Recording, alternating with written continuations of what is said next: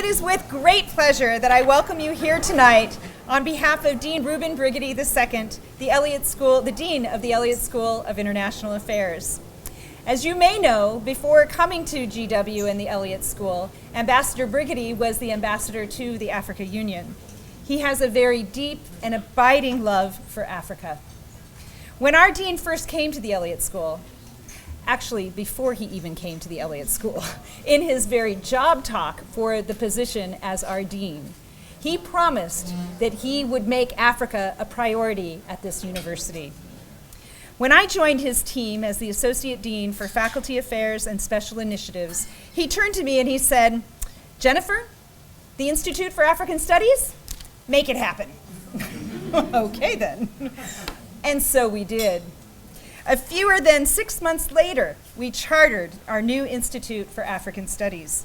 And by then, we were already working on the planning to partner with the Constituency for Africa on last year's Ronald Brown series. In addition to CFA and friends like Ambassador Andrew Young and the many other ambassadors and prominent people who share this space with us tonight, prominent leaders of and about Africa have supported our burgeoning efforts. Among them was Chimamanda Ngozi Adichie, who delivered a keynote for our Remembering Biafra conference, original work that she composed just for the occasion, in which she singled out her parents who were with us in the audience. It was quite moving. And all of this was also in partnership with the new Museum of African American History and Culture. And it took place in the Oprah Winfrey Auditorium. So great things are happening in and through our Institute for African Studies. We are truly blessed to have so many friends and partners who share our interest and concern for the continent. It is our very, very great pleasure to welcome you here today. I would now like to invite Ambassador Liberata Mulamula to also deliver some welcoming remarks. Ambassador Mulamula has been with us until recently as a visiting scholar. She began teaching for us this summer and has quickly become extremely popular as a teacher, a role model, a colleague, and a friend.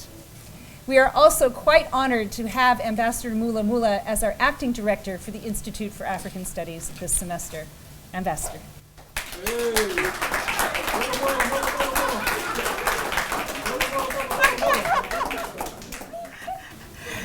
If I was in Tanzania at a political rally, I would say, "Oh yeah! GW, oh yeah! CFA, oh yeah! Elliott School, oh yeah! And your friends and brothers and sisters, oh yeah!"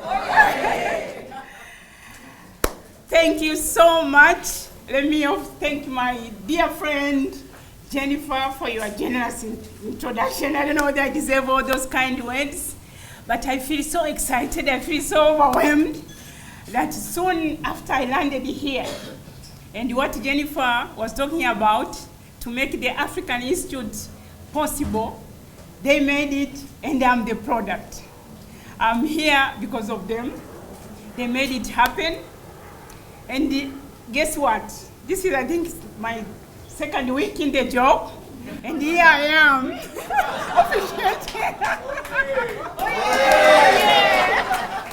We were saying, if you cannot go to Africa, we bring Africa to you. And for all of this week, I was so excited that we made news. And thanks to you and your team, I don't know where Jack is, has been sending out emails at 3 o'clock in the morning. I hope your dear wife and your young daughter will excuse us just for this week. So thank you so much for coming. This, of course, sometimes people, they say we like events, but I believe, and Melvin, that this is not any other event. I've been following the roundtables, and for the first time, I think, I've been following the series, but this year's event series, they have been with a difference. Every roundtable, they touched on issues that are at the core of forming those bridges. But also coming out from the meetings with actionable points. And I look forward that tomorrow at our police forum, everything will come into place. I'm a diplomat, I'm an ambassador, I'm calling me all names. I always know where to start, I don't know where to end. But before I end here, I want to congratulate our youth. I was at the last roundtable about empowering leadership of the next generation. Oh, you have missed those who are not there. But I know they are in the room. Jessica is there. They are my sister from Yali. Is she or not? But then I was saying, these are not the leaders of tomorrow. They are leaders of today. They engaged us for 2 hours. I never wanted to leave. So I thank you again. And I would like to welcome you all to the Elliott School, to the African Institute. It is still a baby, but a baby is running so fast. So join us, be with us, feel you are part of this, and tomorrow I hope most of you will join us. I see my brother, we have been together on promoting something which I told him to change the name. This is about cannabis in agriculture. So I'm so happy to see all my friends, long friends from Africa Law Society, from so many around, and my colleagues. Before I leave, I want to introduce to you a very important colleague and friend of Africa, and Tanzania in particular. This is Ambassador David Shin. Ambassador, he looks very humble, but he has a very rich background. He was in Tanzania when I was in elementary school. So you can imagine. So,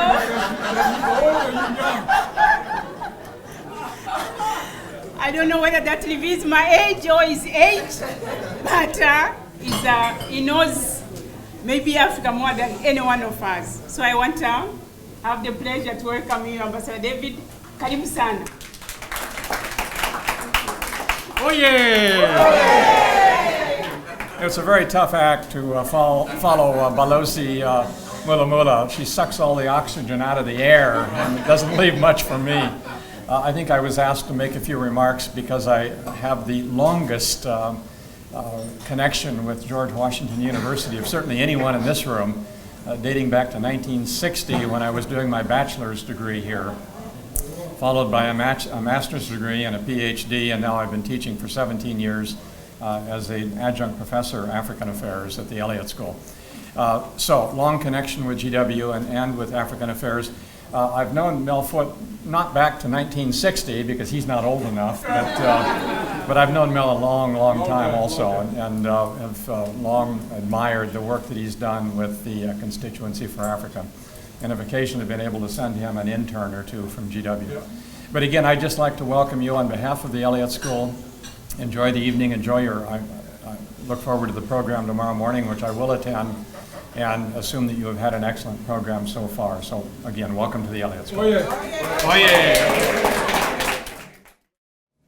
I'm Roscoe Moore, the interim chair of the Constituency for Africa, and I'm happy to see everybody here.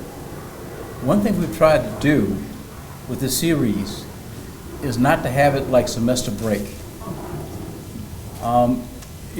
The public school system, albeit free and good, has one major flaw, that you have time off. And the kids, by and large, don't learn during the time off. And whenever you talk about kids learning, people say, well, they need more recreational activities. And people suggest basketball. I'm here to tell you that basketball, professional basketball, there are only 400 positions available. Right now today, there are 2 million engineering positions going unfilled. So this tells us, like CFA is doing, we don't have a meeting this year and have a oral and what's going on, have a meeting next year. We try through documentation, through learning, to assigning people various goals and tasks during that particular time so we don't lose ground. The whole idea with CFA is to support Africa and African interest. Now, that's, we're here to party, but like Prince said, life is a party, the parties were meant to last. CFA is here to stay. Thank you.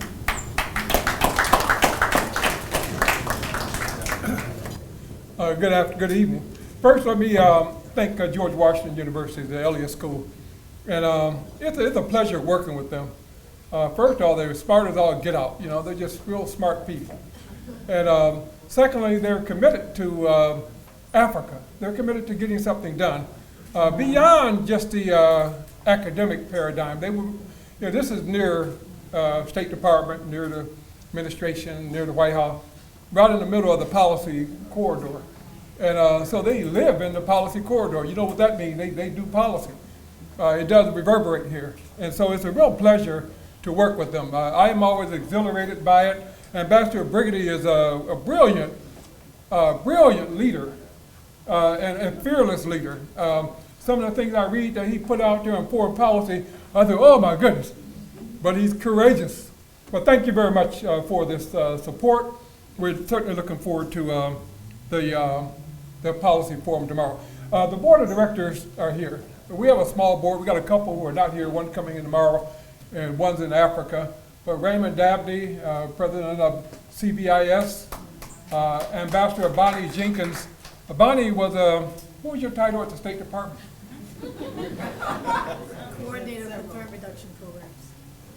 Coordinator for threat reduction programs. So when we talk about North Korea, when we talk about HIV/AIDS, we talk about these things that are, you know, threats to our own national security. Sister was in charge of them. I also got Janine Scott. Janine is a valuable member of our board of directors. We got some of the best people working on Africa in our network. So I just want to thank them publicly. I also want to say thank you to our other sponsors, Nixon Peabody, which is a law firm. We hosted a stakeholder event there last night. Wonderful. Gilead Pharmaceutical. You're going to hear more about them because we have a little honor for them. Cannabis Science Research Foundation, Chevron, allafrica.com, Channels TV. Kibwe is a new company based out of Namibia, and they're a funder this year, and we've already talked about a number of things we're going to do forward, and certainly the Elliott School, and the Africa Union mission here in Washington.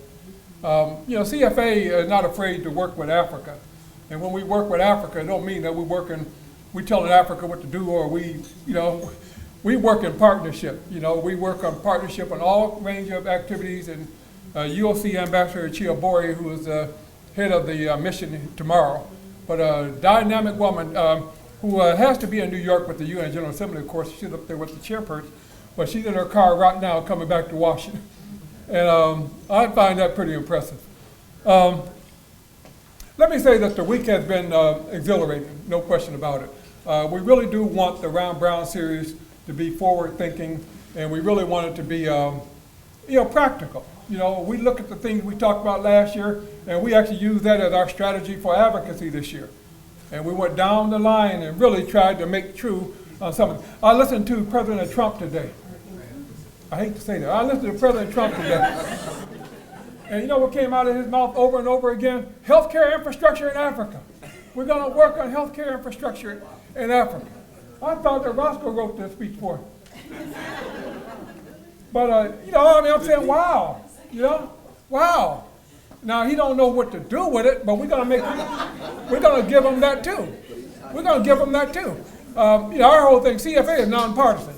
CFA has always been nonpartisan. Jack Kemp was my vice chair till he died, and he was the vice chair when Ron Dellums was the chairman. So we had this liberal way over here, and we had this conservative way over there. Our whole thing was Africa, And if you're working on Africa, we're ready to talk, We want to talk. So that's been CFA's posture, and we're going to continue to hold true to that. Last year we talked about recommendations for the next administration. We didn't know who was going to win the election. I thought the outcome was going to be different, but we were at least saying that whoever wins that election, we're going to try to work with you because we're talking about Africa. And, we continue to hold that posture. I want to recognize a few people here. Congressman Evans, is he? Yes. Can you come and say a word, please? We have a U.S. Congressman here, and we need to hear from Philadelphia.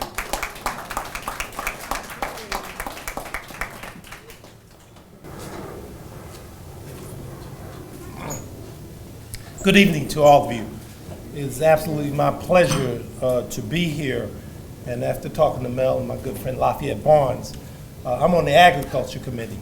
And as I've always said, food policy is foreign policy.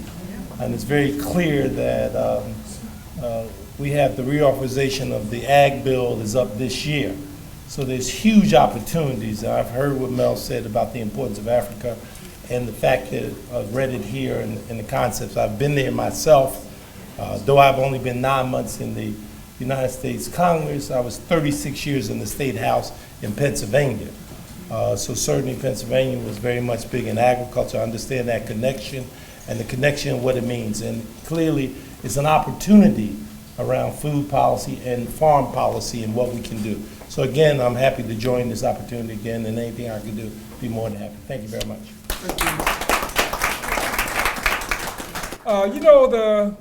The Virgin Islands has been hit by a second hurricane today, I think it went through. And when we define Africa, when I define Africa, a lot of people define it as the 54 countries on the continent at Africa. But in my Africa world, it also includes the Caribbean. It also includes Africans in Brazil, Colombia, Washington, D.C. I see a global perspective. So we identify with what's going on in the Virgin Islands. So former Congressman Madonna Christensen is here, and I'd like for you to come forward and say a word.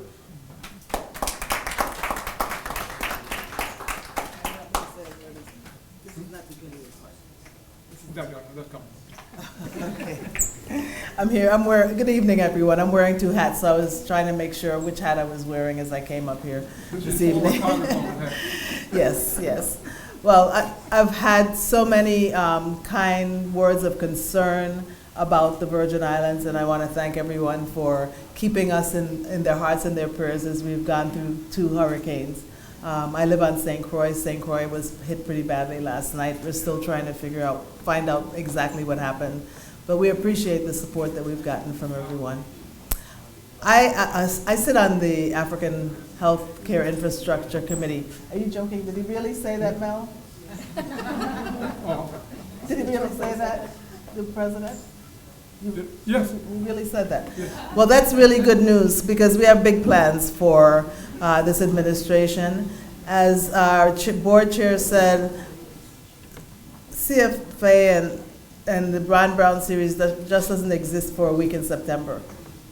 We set strategies and we fulfill those strategies and come back and report to you and build on the foundation that we built in the preceding year, and we've been doing pretty good on that. And that's why it's such an honor for me to be a part of the Africa Health Care Infrastructure Committee.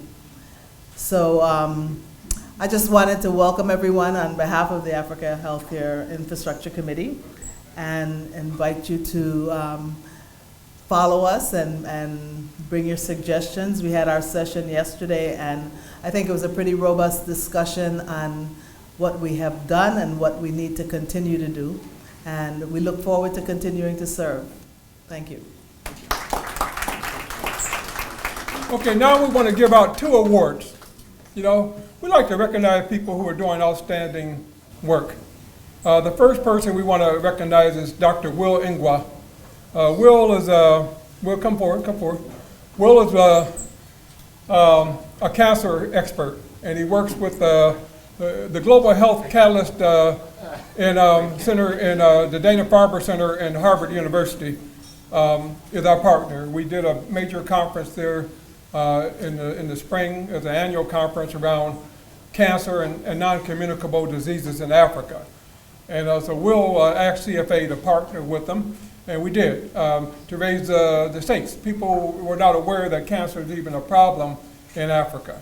And we know about AIDS, we know about Ebola, we know about some of these but cancer and non-communicable diseases have largely been unknown.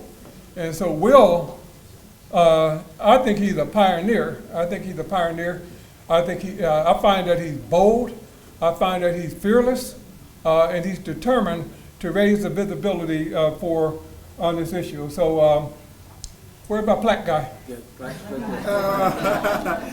So, without further ado, we'll want to present this to you. Can my board get closer? Thank you very much. We got a photograph coming, and I want to say thank you for all that you're doing.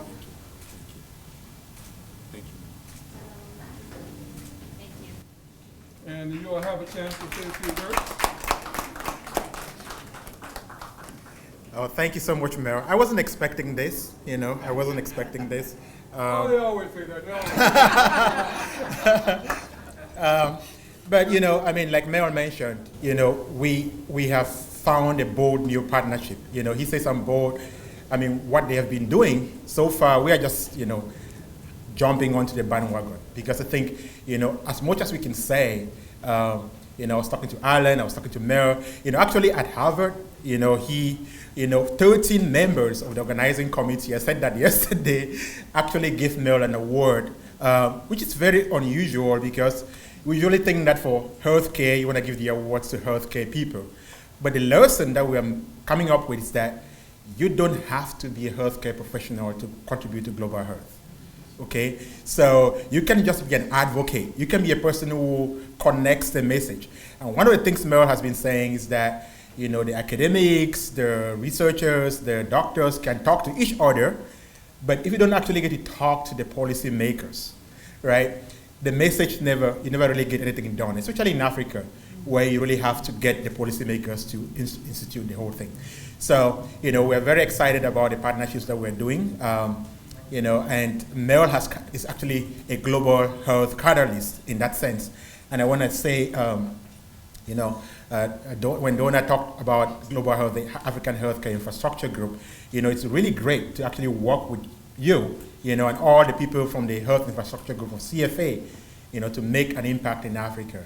And, tomorrow we have the diaspora session. We're going to be talking a little bit more about, how we can continue to grow those partnerships between academia and, not just the healthcare professionals, but the stakeholders who are really the people, And so, thank you very much for this award. And really, this is something that I'm going to take back, to the people we've been working with, in Harvard. And, it's something that's going to encourage us to keep moving forward.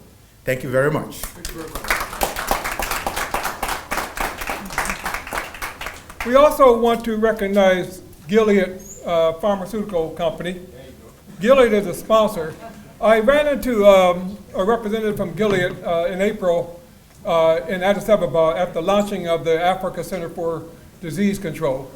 And so we spent some time in Addis talking about the Africa Center for Disease Control and the launching of it and what it meant. And I was really impressed by that, because when you think about pharmaceutical companies, maybe you don't think about people who really are thinking about the welfare of the people.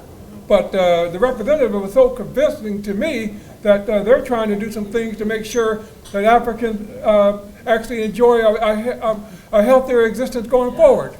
Then he told me that Congresswoman Donna Christensen is working with them in Washington. I said, she's my friend. And so we've had several meetings. Not only are they a financial sponsor, but we're talking about CFA, and the representative is saying, we just getting started.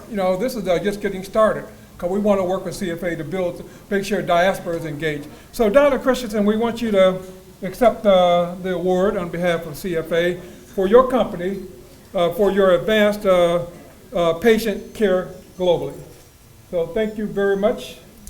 And please, let's have this photograph. Let's move to the side. We'll go a little bit first. Make sure we got the sign. Come on. Yeah. Okay. Okay.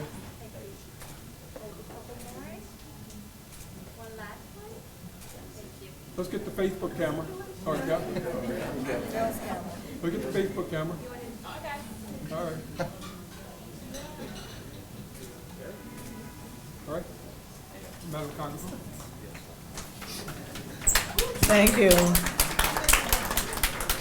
Gilead is really honored to receive this award. I'm a consultant to Gilead on their access programs, primarily working with minority communities in the United States and in the Caribbean.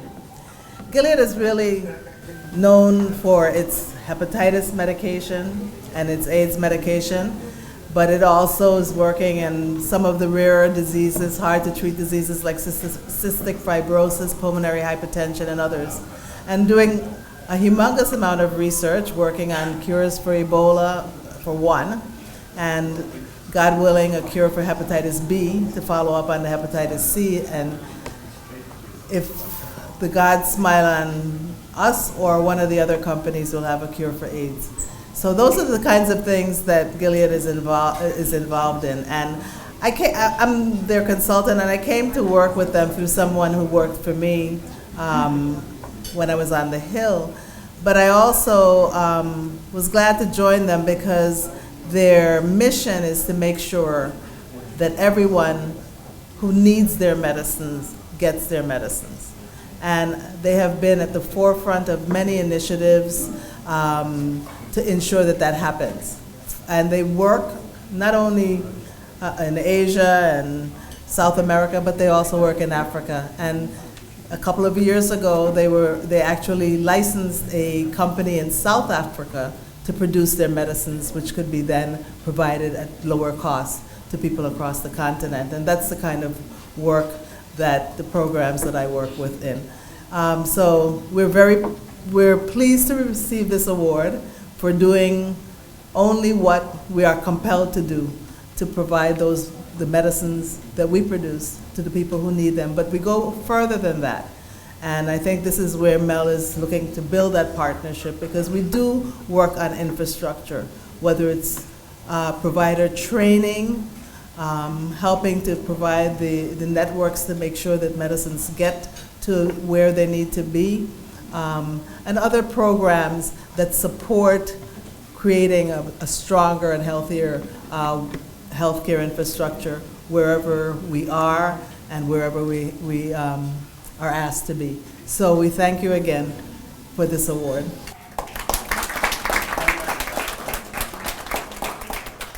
So that concludes the formal program. Please enjoy the refreshments. Those will be involved in the policy forum tomorrow morning. We're looking forward to that. And we're looking forward to making some strong recommendations, not only to the administration, but also to the African Union, to the African diplomatic community, and to ourselves, to the diaspora, and so I'm excited about that. And then tomorrow afternoon, we're having, we're calling it an African Diaspora Brain Trust. It's going to be held at the Africa Union Mission from 2 o'clock to 5 o'clock. And we have Reverend Jesse Jackson coming, Malefi Asante from Temple University, Leonard Jeffries, Dr. Julius Garvey, Marcus Garvey's son, and others, all who are thinking about diaspora. We're trying to put them all in the same room, and we're going to lock the door, and nobody come out until we reach a consensus on the strategy going forward. That's what the program is tomorrow. We're going to lock the door. So thank you very much for coming, and enjoy the rest of the evening.